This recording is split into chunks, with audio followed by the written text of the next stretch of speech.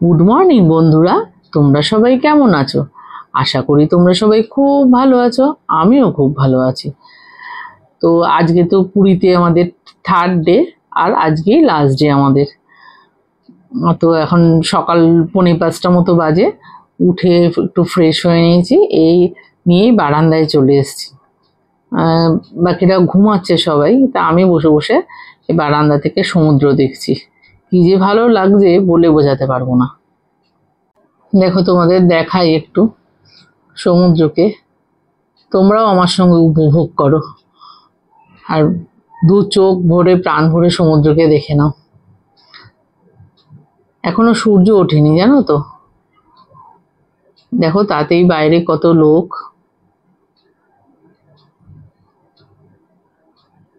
কি যে ভালো লাগছে, একদম মন ভরে যাচ্ছে একদম।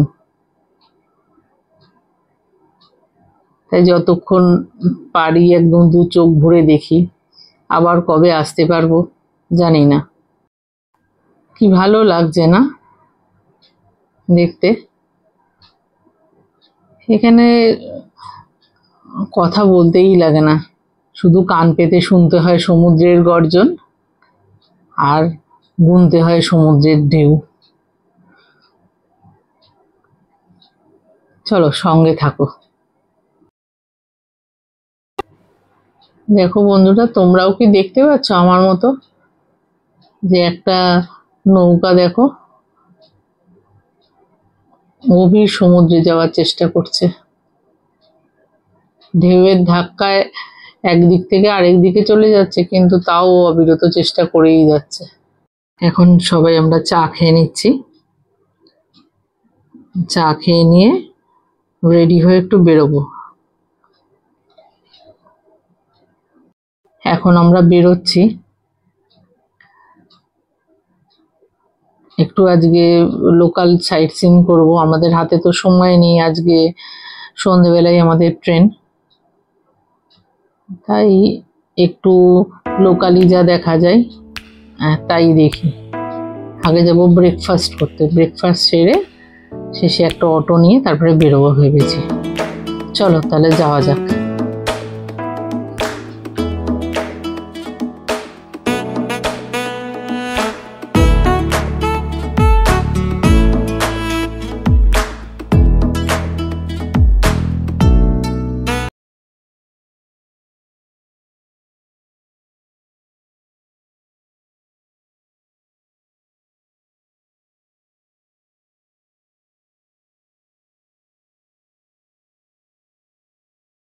আজকে সকালের ডিসিশনটাই আমাদের খুব বাজে ছিল। আজকে এসেছিলাম রোড সাইড একটু ব্রেকফাস্ট করতে, কিন্তু বিশ্বাস করো এত জঘন্য ছিল খাবারটা যে বলার নয়। আমরা আর খেতে পারিনি, ফেলে দিয়েছিলাম।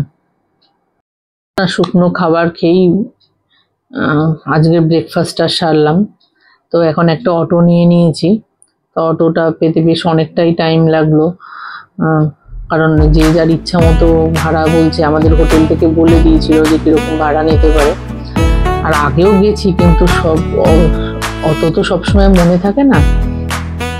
তো চলো এবার যাওয়া যাক।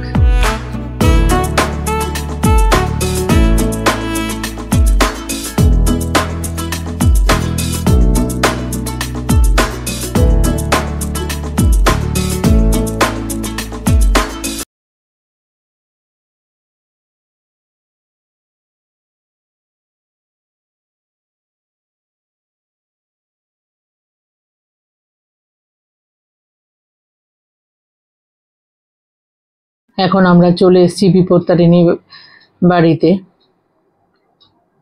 তো এটা আগে জানতাম না, এটা নতুনই হয়েছে শুনলাম। খুব সুন্দর করেছে, দেখো দেখাই তোমাদের। কি সুন্দর দেখো, পরিষ্কার পরিচ্ছন্ন একদম। ওই যে দূরে দেখা যাচ্ছে ওটাই মন্দির। আর এগুলো না, এই পাশে যে রয়েছে রুমগুলো, এগুলো নাকি সব থাকার জন্য করেছে আর কি, ভাড়া দেয়। এটা আমরাও এবার গিয়ে জানলাম। তো মন্দিরের ভিতরে ফটো তোলা এলাও নেই বলে সেই জন্য আর তুলতে পারিনি। এই যে তোমাদেরকে দেখিয়ে দিলাম, দেখো তোমরা চাইলে এখানে এসেও থাকতে পারো। বিপত্তারিণী বাড়ি থেকে আমরা বেরিয়ে এসে যাচ্ছি পরের ডেস্টিনেশনে। এরপরে দেখবো মোহনা দেখে তারপরে পরপর স্পটগুলো দেখবো।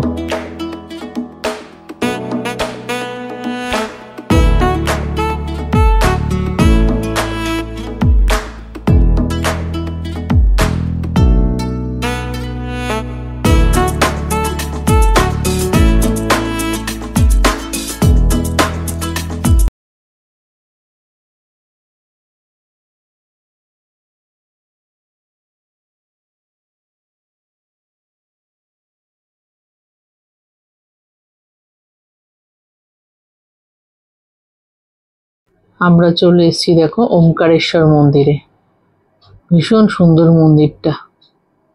এখানে দেখো মাছ ছাড়া রয়েছে আর উপরে রয়েছে ফাউন্টেন।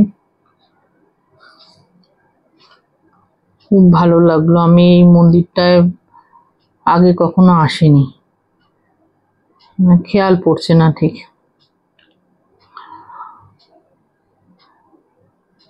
খুবই ভালো লাগছে ঘুরে দেখতে।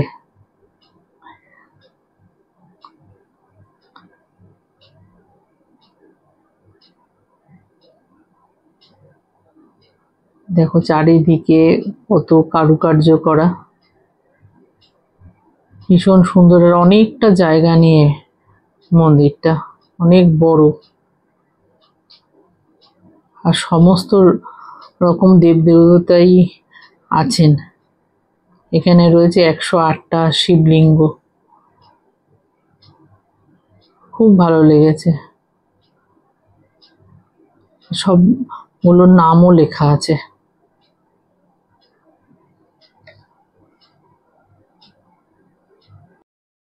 তোমরাও আমার সঙ্গে সঙ্গে দেখো। আর তোমাদের কেমন লাগছে অবশ্যই কমেন্ট সেকশনে কমেন্ট করে জানিও বন্ধুরা।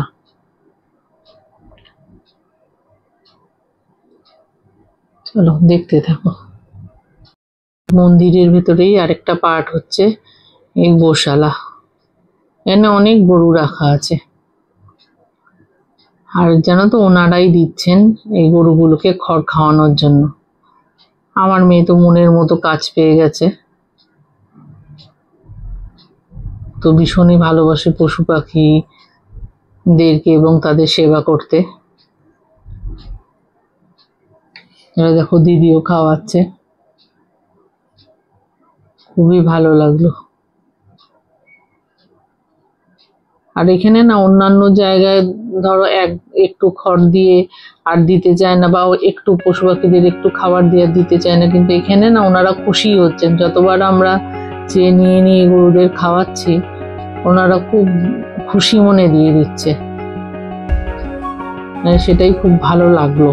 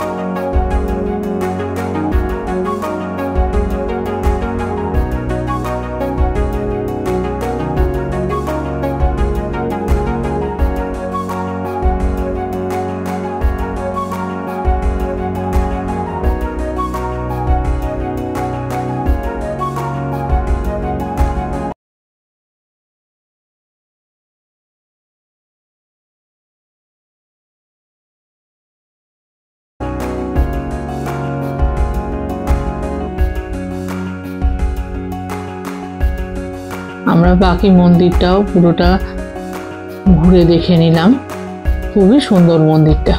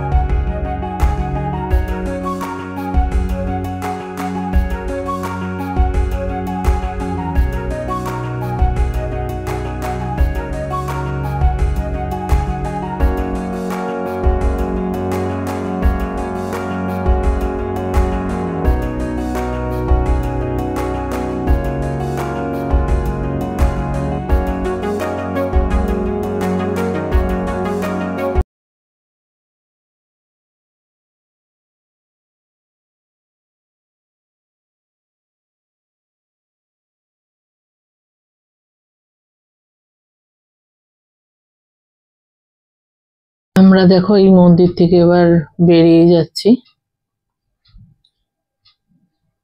বাইরে এরকম একটা বিশাল শিব ঠাকুরের মূর্তি রাখা আছে, ভীষণই সুন্দর দেখতে। দেখো আমরা ফিরে চলে এসেছি সাইট সিন করে। আমরা আরেকটা জায়গায়ও গেছিলাম, গুপ্তকাশী। সেখানে আর ভিডিও করা হয়নি কারণ আমার শরীরটা ওখানে খারাপ হয়ে গিয়েছিল। তো রুমে গিয়ে একটুখানি ফ্রেশ হয়ে নিয়ে বেরিয়ে এলাম, লাঞ্চটা সেরে নেব। কারণ তোমাদের যেরকমটা বলেছিলাম আজকের ব্রেকফাস্টটা একদমই ঠিকঠাক হয়নি। তো চলো আমরা আগে লাঞ্চটা সেরে নিই। দেখো আমরা একদম রেডি হয়ে বারান্দায় বসে আছি। এই যাত্রায় শেষবারের মতো সমুদ্রকে দু চোখ ভরে দেখে নেওয়া।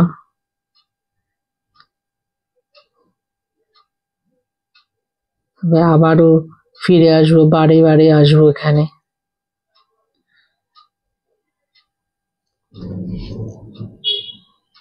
একদম লাস্ট মোমেন্ট।